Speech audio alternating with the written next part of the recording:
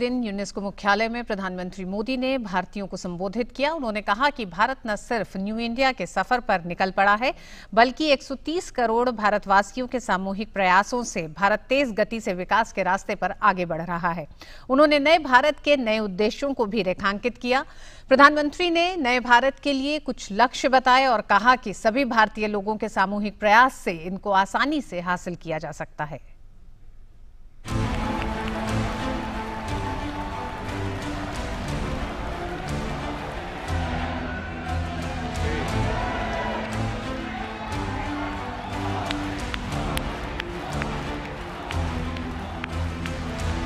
हमने पिछले 5 सालों में कुछ ऐसे गोल रखे हैं जो पहले नामुमकिन माने जाते थे।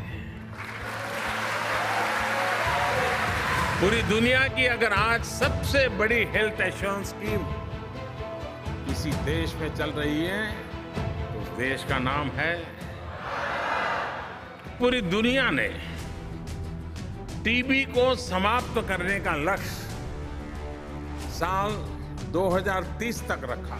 जिस गति से हम इस पर काम कर रहे हैं उससे भारत इस लक्ष्य को 2025 में पूरा कर देगा। इसी तरह COP21 में क्लाइमेट चेंज के जो लक्ष्य 2030 के लिए निर्धारित किए गए थे उनमें से ज्यादातर लक्ष्यों को भारत अगले 1-1.5 वर्षों में प्राप्त कर लेगा। कई स्टडीज आ रही हैं जिसमें कहा जा रहा है कि भारत अपनी गरीबी को बहुत तेजी से दूर कर रहा है। ये भी हमारा एक गोल था जिसको हम तेजी से पूरा करने में लगे हैं। आज नए भारत में भ्रष्टाचार, भाई भतीजावाद, परिवारवाद, जनता के पैसे की लूट, आतंकवाद जिस तरह लगाम कसी जा रही है वैसा पहले कभी नहीं हुआ। स्पष्ट नीति और सही दिशा के मंत्र से प्रेरित होकर एक के बाद एक कई बड़े फैसले ले लिए गए। जल शक्ति के लिए एक नए मंत्रालय को बनाया गया। ट्रिपल तलाक एक अमानवीय कृति, अब हिंदुस्तान में टेम्पररी के लिए व्यवस्था नहीं है।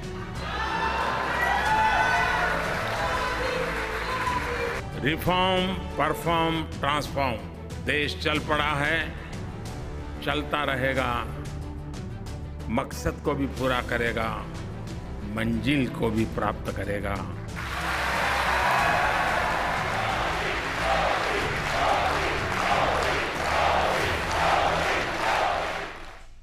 और अपने इस बड़े संदेश के साथ प्रधानमंत्री नरेंद्र मोदी ने आज पेरिस में कहा कि भारत फ्रांस के संबंध की एक मजबूत कड़ी है।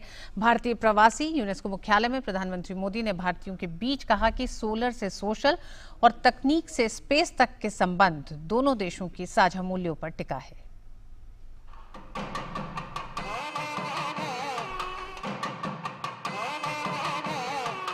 यूनेस्को मुख्यालय भारतीय रंग में दिखा। भारतीय परंपरा के मुताबिक प्रधानमंत्री मोदी का स्वागत किया गया।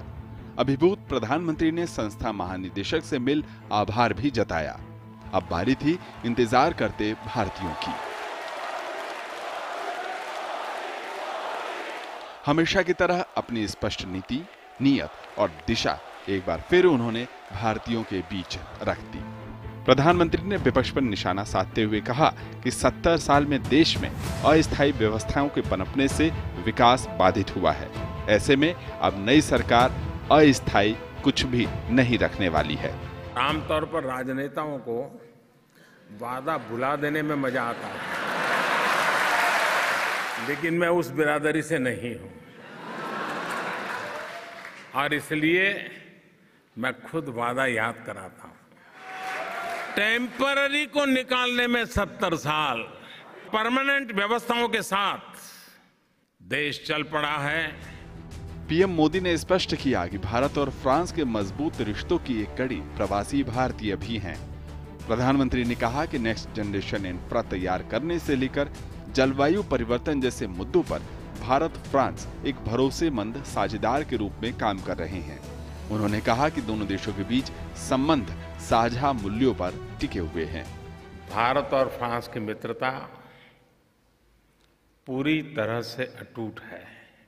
हमने फासिज्म और एक्सट्रीमिज्म का मुकाबला भारत में ही नहीं बल्कि फ्रांस की धरती पर भी किया है। हमारी दोस्ती ठोस आदर्शों पर बनी है। प्रधानमंत्री ने प्रवासी भारतीयों की तरक्की को उनकी मेहनत करार दिया और कहा कि देश से दूर रहने वाले भारतीयों की संस्कृति और उनके मिट्टी से जुड़ाव को देख किसी भी भारतीय को गौरवान्वित कर सकता है। उन्होंने और ज्यादा जोर दिया कि जो जलवायु परिवर्तन हो रहा है, उस जलवायु परिवर्तन के वजह से हम किन किन मुद्दों पे ज्यादा काम करें और हमारा जो रिसर्च है वो किन चीजों पे ज्यादा हो। इसी ही उल्लास से आगे देखना चाहते हैं ये गवर्नमेंट काम करते रहे। और उन्होंने ये भी कहा कि अभी तक की ये पहली गवर्नमेंट है जिन्होंने सबसे ज्यादा काम किया है। Very much excited, and after listening to Modi's speech, I was like stunned. PM Modi ने प्रवासियों को भरोसा दिलाया कि भारत अपनी विरासत की मजबूत जमीन पर एक नए भारत की ओर छलांग लगा रहा है। पहले भाग में पीएम मोदी के फ्रांस दौरे से संदेश साफ है कि भारत और फ्रांस की अटूट दोस्ती बहुत आगे तक जाने वाली है और वैश्विक चुनौतियों को लेकर दोनों देश मिलकर तेजी से काम करेंगे जिससे समस्या का हल निकाला जा सके। फ्रांस जैसे साझेदार की अहमियत प्रधानमंत्री की फ्रांसीसी पीएम एडवर्ड चार्ल्स फिलिप से हुई मुलाकात में भी दिखी। सुधीर यादव के साथ शैलेंद्र मिश्र की रिपोर्ट,